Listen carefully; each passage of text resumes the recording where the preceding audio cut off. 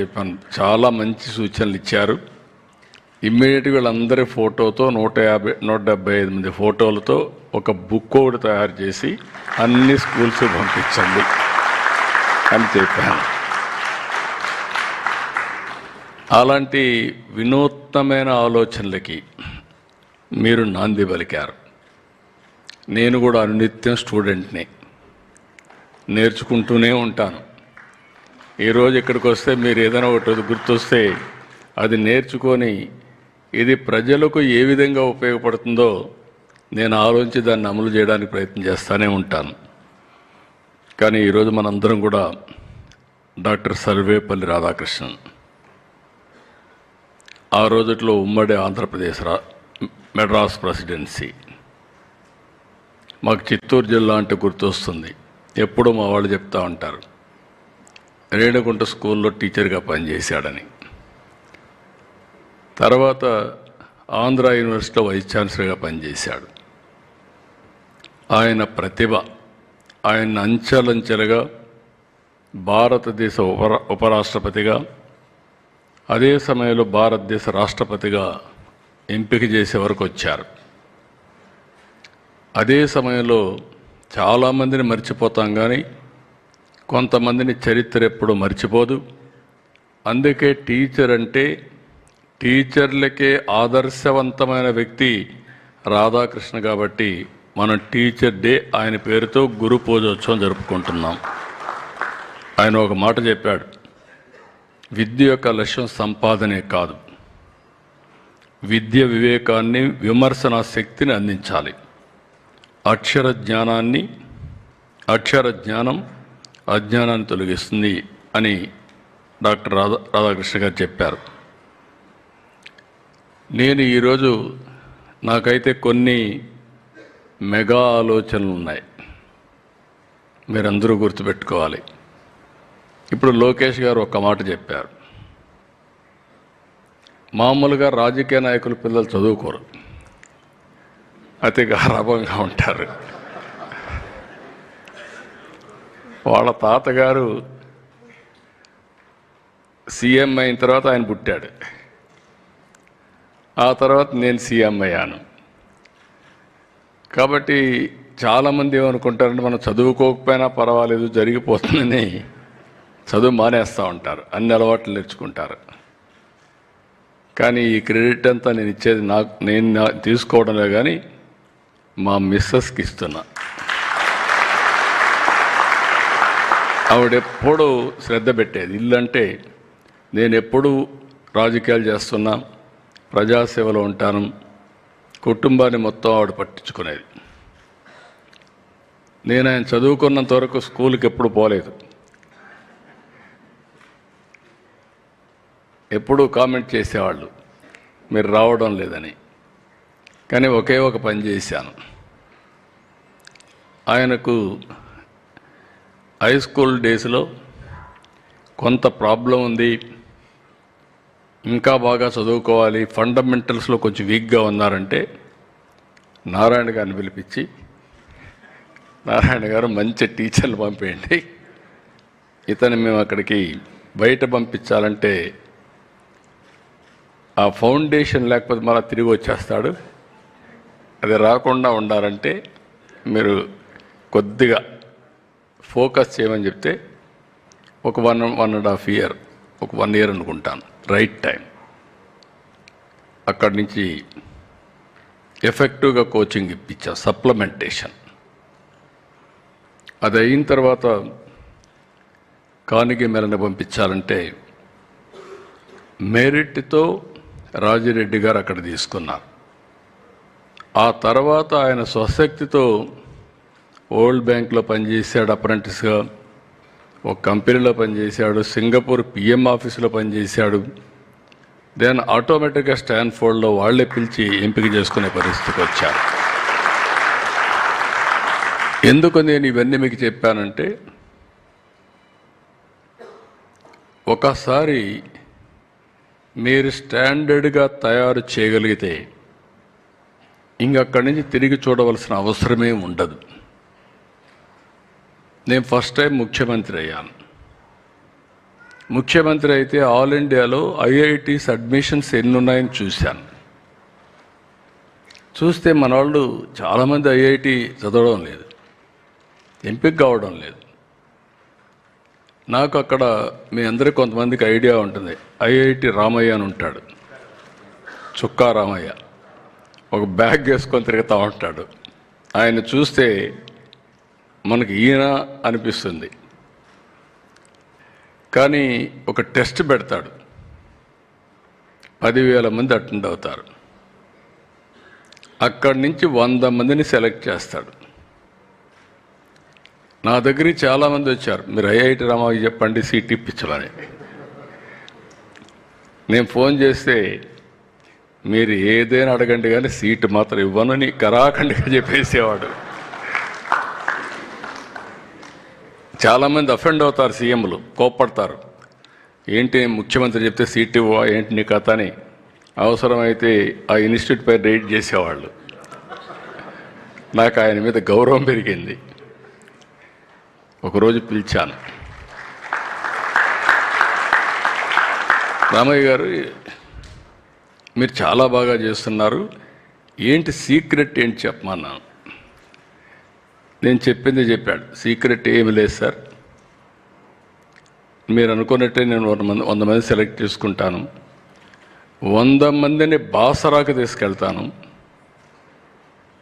అక్కడ గోదావరిలో స్నానం చేపిస్తాను, 3 రోజులు అక్కడే పెట్టి మెడిటేషన్ చేపిస్తాను.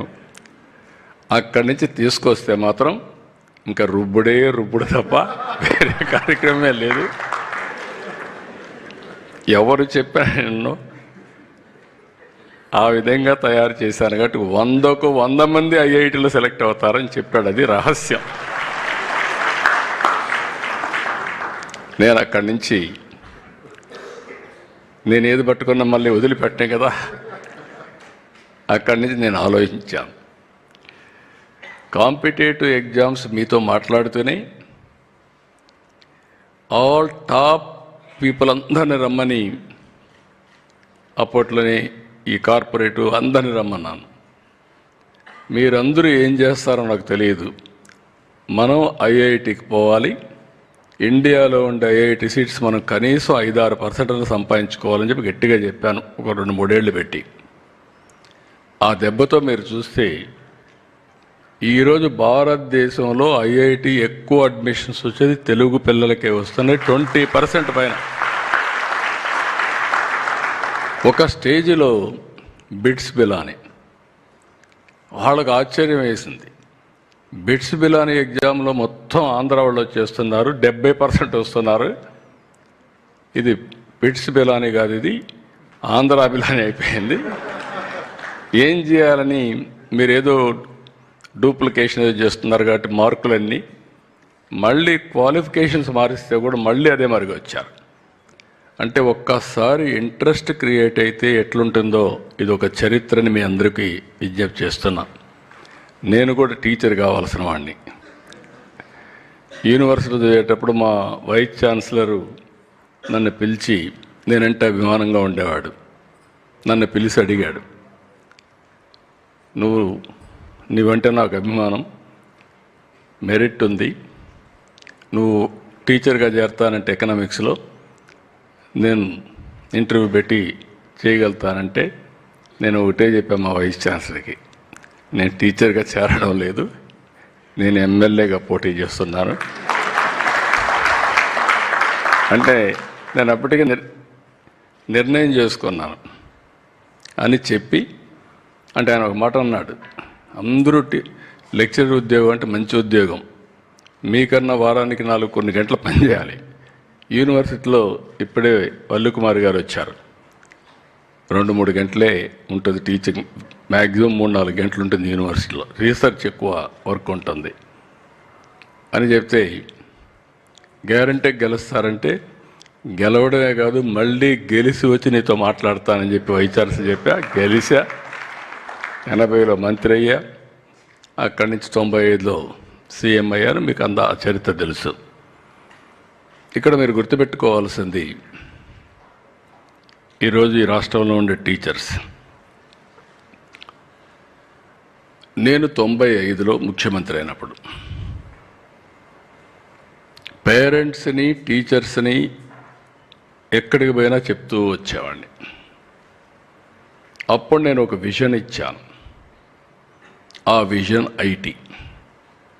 ప్రతి ఒక్క ఇంట్లో ఒక ఐటీని చదివించండి, వాళ్ళకు బ్రహ్మాండంగా భవిష్యత్తు ఉంటుందని చెప్పాను. చాలామంది అంతవరకు ఊర్లో ఉండేవాళ్ళు టౌన్స్కి వచ్చి పిల్లల్ని చదివించారు. నేను ఇంకొక మాట కూడా చెప్పాను, మీ పిల్లలకు ఎంత డబ్బులు ఇస్తారు, ఎంత ఆస్తి ఇస్తారనే ముఖ్యం కాదు. మీరు బాగా చదివిస్తే మీరు ఊహించిన దానికంటే ఎక్కువ సంపాదించే శక్తి వాళ్ళకు వస్తుంది. అది తెలివితేటల వల్ల, నాలెడ్జ్ వల్ల, చదువు వల్ల వస్తుంది చెప్పేవాడిని. ఈరోజు ఎన్నో సంవత్సరాలు అయిపోలా, అంతా కలిసి 25-30 సంవత్సరాలు. ఇక్కడ చదువుకున్న పిల్లలు ప్రపంచం మొత్తం వెళ్ళి, మీరు ఏ దేశానికైనా వెళ్ళండి ప్రపంచంలో, ఆ దేశంలో తెలుగు వాళ్ళు ఉంటారు.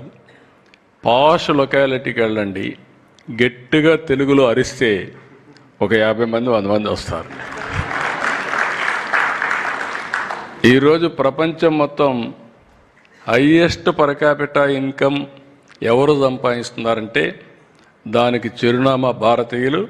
అందులో 33% తెలుగు జాతి.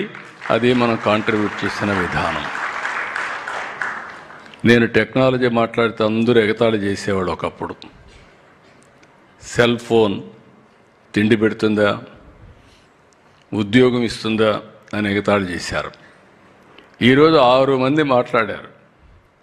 ఈ 6 మంది మాట్లాడిన వాళ్ళని చూస్తే టెక్నాలజీ ఉపయోగించి చాలా బ్రహ్మాండమైన పాపులర్ అయ్యారు.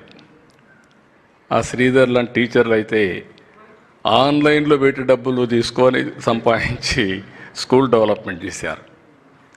నాకు అందుకే ఇప్పుడు ఒక ఆలోచన వచ్చింది, మీరు వస్తూ ఉంటే మీరందరూ ప్రతి ఒక్క స్కూల్లో ఒక సోషల్ మీడియా ప్లాట్ఫామ్ ఒకటి పెట్టి, మీరు చేసే పనులన్నీ సోషల్ మీడియాలో పెట్టి, మీ పాత స్టూడెంట్స్ అందరినీ, మీ పాత స్టూడెంట్స్ని, మిగిలిన వాళ్ళని, మీ ప్రాంతంలో ఉండే ప్రజలను కూడా దాంట్లో కానీ ఇన్వాల్వ్ చేసి చేయగలిగితే మీ స్కూల్కి ఎంత డబ్బులు కావాలంత డబ్బులు వస్తుంది, ఎంత నాలెడ్జ్ కావాలంత నాలెడ్జ్ వస్తుంది. సక్సెస్ అయిన పిల్లలను కూడా అల్యూమ్నా పిలిపించి కానీ మాట్లాడిస్తే వీళ్ళకి స్ఫూర్తి కూడా వస్తుంది. ఎప్పుడన్నా వచ్చినప్పుడు నెలకొకసారి 1 గంట 2 గంటలు వాళ్ళ దగ్గర టీచ్ చేయించగలిగితే, వాళ్ళ అనుభవాలు చెప్పగలిగితే బ్రహ్మాండంగా ముందుకు పోయే పరిస్థితి వస్తుంది. ఇక్కడ నేను మిమ్మల్ని కోరేది ఏంటంటే, నాకు ఒక అంబిషియస్ ప్లాన్ ఉంది. 2016లో మనకు రాష్ట్ర విభజన జరిగింది. అంతకుముందు నేను చాలా కష్టపడి ప్యాషన్తో హైదరాబాద్ని డెవలప్ చేశా.